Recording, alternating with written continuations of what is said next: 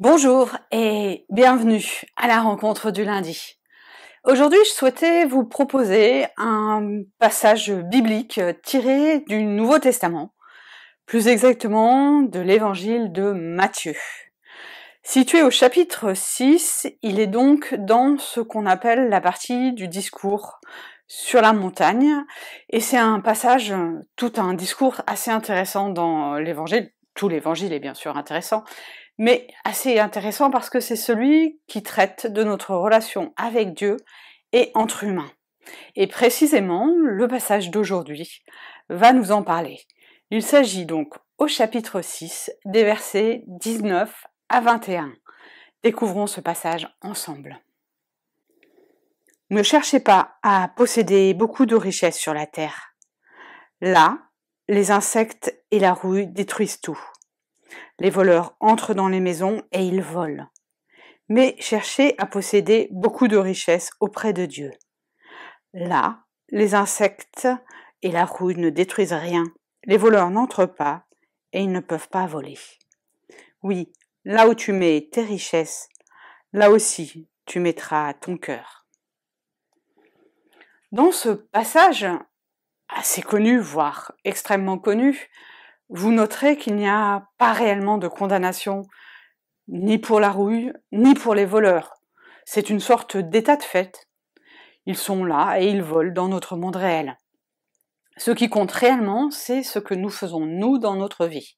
La façon dont nous nous comportons vis-à-vis des richesses. Et je trouve particulièrement intéressant ce verset de conclusion qui est, pour le coup, extrêmement célèbre et qui dit exactement l'inverse de ce qu'il semble dire au premier. Je vous le relis. Oui, là où tu mets tes richesses, c'est là aussi que tu mettras ton cœur. Cœur en grec, comme ensuite en latin, c'est à la fois le siège des émotions, avoir bon cœur, mais c'est aussi le courage, la façon d'être, la relation au monde. Et donc, au final, c'est nos actions.